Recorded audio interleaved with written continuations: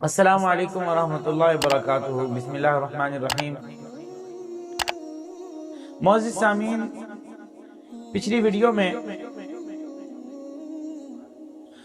فلسطین کے اور مسجد اقصی کے حوالہ سے گفتگو کی تھی۔ اصل میں یہ جو یہودی ہیں، اگر آپ ان کی تاریخ کو دیکھیں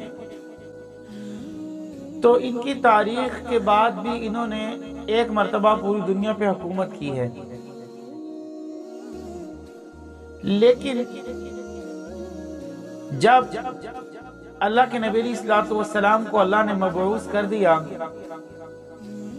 اور یہ لوگ نبی علیہ الصلوۃ والسلام کو اس طرح جانتے تھے جیسے کہ کوئی شخص اپنے بیٹوں کو جانتا ہے، جیسے کہ قرآن کریم میں آتا ہے الذین آتیناہم الکتاب یعرفونہ کما یعرفون ابناءہم۔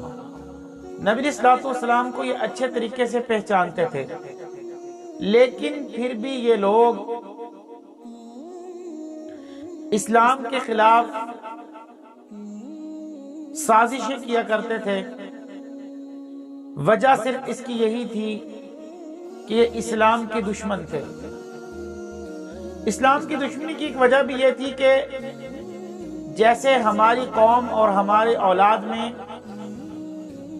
اتنے انبیاء علیہم السلام آئے، حضرت یعقوب، حضرت ابراہیم علیہ السلام سے لے کر حضرت موسیٰ نبینا علیہ الصلاۃ والتسلیم تک، تو یہ آخری پیغمبر جناب محمد الرسول اللہ صلی اللہ تعالی علیہ وسلم عرب میں ہی کیوں مبعوث ہوئے؟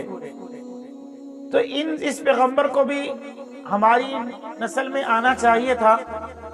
تو اس کی وجہ سے یہ لوگ اسلام میں ذرا سی باتوں پر کجی تلاش کرتے تھے، ٹیڑھا پن تلاش کرتے تھے، اور یہ لوگ اسلام کے خلاف بہت بڑی پلاننگیں تیار کیا کرتے تھے۔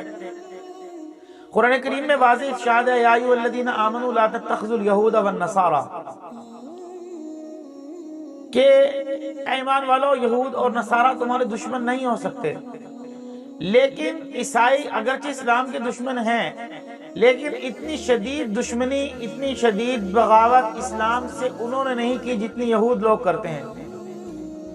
آج بھی انہی کی یہ نسل چلی ہوئی آ رہی ہے، اور غزوہ خیبر سے جناب رسول اللہ صلی اللہ علیہ وسلم نے انہیں کیسے نکالا تھا، اور حضور نبی کریم صلی اللہ علیہ وسلم اور صحابہ کرام نے غزوہ خیبر کو کیسے فتح کیا تھا، یہ بھی ایک تاریخ ہے۔ اور آپ تمام حضرات اس بات کو جانتے ہیں کہ خیبر سے ان یہودیوں کو کیسے نکالا تھا۔ تو یہ اسلام کے خلاف ہمیشہ پروپیگنڈا کرتے چلے آ رہے ہیں، شروع سے اب تک یہ اسلام کے دشمن ہیں، اور اسلام کے خلاف شدید سے شدید جو ہے وہ دشمنی یہ نکالنے کے لیے آج آپ دیکھیں اسرائیل نے فلسطینیوں پر کتنا ظلم کیا ہوا ہے۔ یہ صرف اور صرف اسلام کے خلاف ہیں، اور اسلام کے خلاف دشمنی یہی ہے کہ یہ لوگ وہی پرانی، اور ان کی سازشیں انتہائی جو ہے وہ اسلام کو نقصان پہنچاتی ہیں۔ مگر آج ہم انہی یہودیوں کے ساتھ بیٹھتے ہیں، انہی یہودیوں کی مصنوعات کو استعمال کرتے ہیں، انہی یہودیوں کے ساتھ ہمارا کھانا اور پینا ہے، انہی یہودیوں کے ساتھ ہمارا بھائی چارہ چلتا ہے، انہی یہودیوں کے ساتھ ہم جو ہے وہ ہر چیز کے لیے ان کے ساتھ چلنے کے لیے تیار ہیں، ان کے قدم بقدم ہم چلنے کے لیے تیار ہیں۔ میرے دوستو، ایسا نہیں کرنا چاہیے۔ حالانکہ قرآن کریم میں واضح ارشاد فرمایا کہ یا ایھا الذین آمنوا لا تتخذوا اليہود والنصارى اولیاء، کہ یہود اور نصارہ تمہارے دشمن ہیں، تمہارے دوست نہیں ہو سکتے۔ جس کو اللہ رب العزت دشمن کہیں مگر آج ہم انہیں دوست مان لیں، یہ کیسے ہو سکتا ہے؟ مسلمانوں، سوچنے کا مقام ہے اور سمجھنے کا مقام ہے۔ تو یہ مختصر سی عرض تھی جو میں نے آپ کی خدمت میں عرض کی۔ دعا ہے اللہ رب العزت ہم سب کو ان یہودیوں کی سازشوں سے بچائے، اور اللہ رب العزت یا تو انہیں ہدایت نصیب فرمائے، اگر ان کے مقدر میں ہدایت نہیں تو ان کو چن چن کے دفع دور فرمائے۔ وآخر دعوانا ان الحمد للہ رب العالمین۔